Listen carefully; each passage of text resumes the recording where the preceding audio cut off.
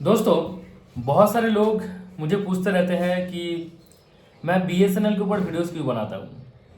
जियो, Airtel, VI ये तीनों company free में 4G दिया था, फ्री में 5G भी दे रहा है अभी। फिर भी मैं बीएसएनएल के ऊपर इतना ज़्यादा जोर क्यों देता हूँ। बीएसएनएल के साथ ही साथ मैं जियो, एयरटेल, वीआई का भी जो न्यूज़ आता है या जो अपडेट आता है वो भी मैं दे सकता हूँ, लेकिन मैं देता नहीं हूँ। क्यों? ये बहुत सारे लोगों का सवाल है, तो मैं आज थोड़ा बहुत आपको क्लियर कर देता हूँ। देखिए दोस्तों, ऐसा नहीं है कि मैं जियो, एयरटेल, वीआई का सपोर्ट नहीं करता हूँ, और ऐसा भी नहीं है, ऑनेस्टली बता रहा हूँ, ऐसा भी नहीं है कि मैं जियो, एयरटेल या वीआई का जो सिम कार्ड है वो मेरे पास नहीं है। ठीक है, हाँ, एयरटेल वीआई का सिम कार्ड मेरे पास नहीं है। एयरटेल का एक सिम है घर में, वीआई का सिम कार्ड नहीं है। जियो का 2 से 3 सिम कार्ड है मेरे पास, ठीक है, घर में। और बीएसएनएल का भी 2 से 3 सिम कार्ड है। 2 से 3 क्यों मैंने बताया वो मैं पिछले वीडियो में बता चुका हूँ, ठीक है। एक सिम कार्ड जो है उतना ज़्यादा मैं यूज़ नहीं करता हूँ, इसीलिए उसको कभी कभार पड़ा ही रहता है। 3-4 महीने 5 महीने तक रिचार्ज नहीं करता हूँ, सिम बंद नहीं होता, ठीक है। बीएसएनएल की और मैं जियो की बात कर रहा हूँ, ठीक है। तो जियो को सपोर्ट नहीं करता हूँ ऐसा नहीं है, लेकिन बीएसएनएल को मैं ज़्यादा सपोर्ट इसीलिए करता हूँ क्योंकि बीएसएनएल एक गवर्नमेंट टेलीकॉम कंपनी है, ठीक है। अभी बीएसएनएल अगर मार्केट में नहीं रहेगा तो बहुत ज़्यादा दिक्कत हो सकता है।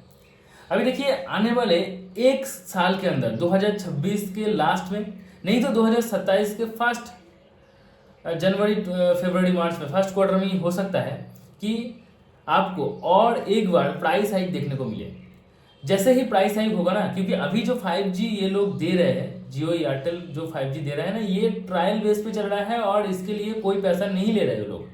लेकिन यहाँ पे करोड़ों हजार रुपीस जियो, एयरटेल ये सब खर्चा करके बैठे हैं, ठीक है। ऐसा नहीं है कि 5 करोड़ 10 करोड़, ऐसा नहीं है। जियो की अगर मैं 5G की स्पेक्ट्रम्स की बात करूँ या 5G मेंटेन की बात करूँ तो लगभग 50,000 करोड़ रुपीस खर्चा करके रखा है। तो वो पैसा कहाँ से लेगा? वो पैसा यूजर से ही लेगा। तो इसीलिए आने वाले 1-1.5 साल के अंदर और एक बार आपको प्राइस हाइक देखने को मिलेगा प्राइवेट कंपनी के हिसाब से। और ये जो प्राइस हाइक होगा ना, एक एक महीने में आपको 500-600 रुपये रिचार्ज करना पड़ेगा। मतलब आपके घर में अगर 4 लोग हैं, सबके पास 2-2 सिम है, तो आप मान के चलिए कि 8 सिम, यानी कि 4 से 5 हजार रुपीस का आपको हर महीने खर्चा करना पड़ेगा रिचार्ज में।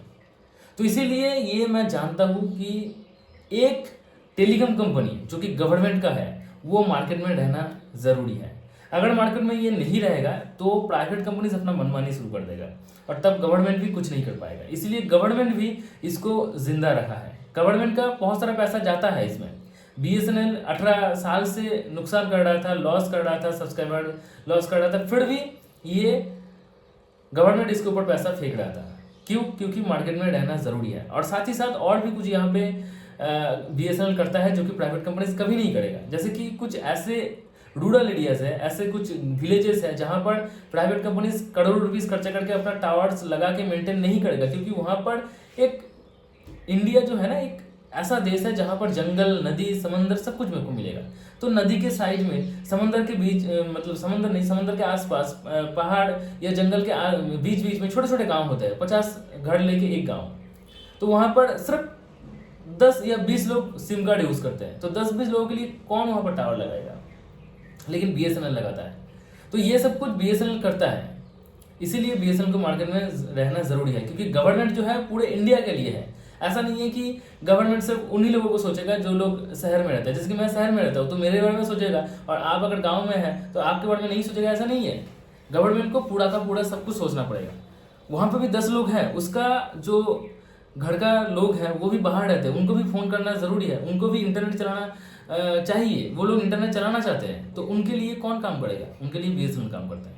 यूएसओएफ जो फंड होता है, जो कि प्राइवेट कंपनीज ये सब काम नहीं करते, इसके लिए 5%, पूरे साल का प्रॉफिट का 5% गवर्नमेंट को देते हैं, और वो पैसा गवर्नमेंट अपने पास रखते हैं, और यूएसओएफ फंड के थ्रू वो पैसा का यूज़ गवर्नमेंट इस जगह पर करता है।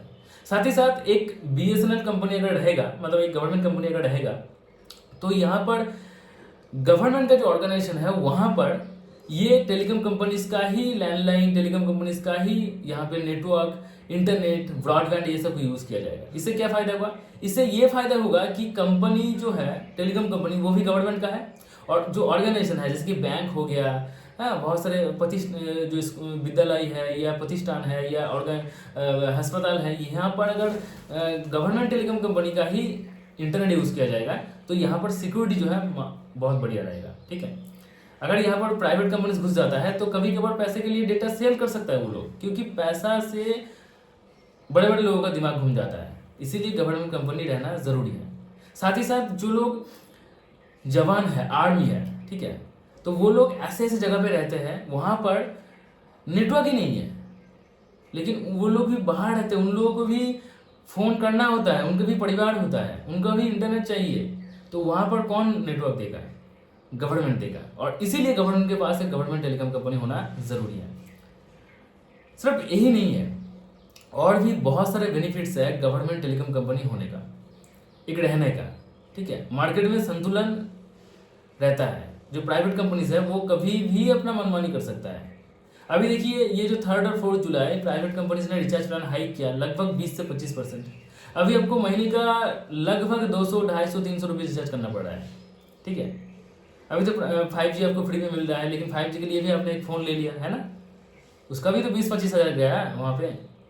तो ये जो हो रहा है ये बढ़ेगा, ऐसा नहीं कि कभी घट जाएगा, लेकिन लोगों का जो इनकम है, मंथली जो सैलरी मिलता है वो उतना बढ़ोतरी नहीं, आपको उसमें उतना बढ़ोतरी देखने को नहीं मिलेगा। तो इसीलिए गवर्नमेंट एक टेलीकॉम कंपनी होना बहुत ज़्यादा ज़रूरी है। श्री ज्योतिरादित्य सिंधिया जो कि हमारे न्यू टेलीकॉम मिनिस्टर है, उन्होंने कहा है कि जून तक BSNL का 4G 1 लाख टावर जो है उसका काम खत्म हो जाएगा। हालांकि 89,000 टावर इंस्टॉल हो चुका है, 89,000 BSNL 4G टावर इंस्टॉल हो चुका है, जिसमें से 76,000 टावर्स को लाइव कर दिया गया है। और अभी ये मई चल रहा है, जून आएगा, तो लगभग अभी भी 45 डेज 50 डेज का यहाँ पर समय मिल रहा है। ठीक है, तो इस दिन के अंदर बाकी का जो 11,000 टावर है ये नहीं लग जाएगा, ऑब्वियसली लग जाएगा, 11,000 टावर भी लग जाएगा, और बाकी के जितने भी 25,000 24,000 जो टावर लाइव करना बाकी है ये भी हो जाएगा। ठीक है, और उसके बाद 2-3 महीने तक BSNL का 4G जो है वो बंद हो सकता है, मतलब टावर इंस्टॉलेशन का काम, और जहाँ पर 4G लॉन्च हो चुका है वहाँ पर भी बंद हो सकता है। क्यों? क्योंकि वहाँ पर 5G का काम शुरू हो जाएगा। अभी 5G BSNL जो है NSA मोड पे देगा, नॉन स्टैंडर्ड मोड, मतलब कि 4G का जो कोर नेटवर्क है उसी से 5G चलेगा, तो उस टावर को बंद करके 4G टावर को बंद करके 5G देना पड़ेगा। इसलिए 2-3 महीने के लिए आपको ये बंद पड़ा रहेगा, ऐसा देखने को मिल सकता है, लेकिन उसके बाद 5G आ जाएगा। मान के चलिए अगस्त महीने से आपको BSNL का 4G पूरे इंडिया में अच्छे तरीके से मिलेगा, और एक्स्ट्रा 4G टावर इंस्टॉल होता रहेगा, क्योंकि 4G और 5G एक ही टावर से मिलेगा, इसलिए 4G एक्स्ट्रा टावर इंस्टॉल होता रहेगा, और साथ ही साथ 5G का भी आपको डेमो हर एक जगह के अंदर देखने को मिलेगा। और इस साल के अंत तक आपको बहुत सारे एरिया के अंदर BSNL का 5G देखने को मिलेगा। और सबसे बड़ी बात कि BSNL का 5G लॉन्च हो जाने के बाद भी BSNL का प्राइस हाइक नहीं होगा, ऐसा बताया जा रहा है। बताया जा रहा है कि 2027 के फर्स्ट क्वार्टर में BSNL की तरफ से 5 से 7% का प्राइस हाइक देखने को मिल सकता है। अभी देखते हैं क्या कुछ होता है। अगर आप स्पिरिचुअल व्लॉग देखना पसंद करते हो तो प्लीज़ मेरे चैनल को सब्सक्राइब कर दीजिए। मेरे इस चैनल को सब्सक्राइब करके हर एक वीडियो के डिस्क्रिप्शन बॉक्स चेक कीजिए, वहाँ पे आपको व्लॉग चैनल का लिंक मिल जाएगा। व्लॉग चैनल का नाम है शांतिनिकेतन शांतनु, वहाँ पे आपको स्पिरिचुअल लेवल का व्लॉग देखने को मिलेगा। तो प्लीज़ ब्लॉग चैनल को सब्सक्राइब कर लीजिए, और इस चैनल को भी सब्सक्राइब कर दीजिए। यहाँ पे हर इवनिंग के 7 बजे आप सभी को BSNL रिलेटेड अपडेट न्यूज़ मिलता रहता है। तो चलिए आज के लिए इतना ही, goodbye and take care.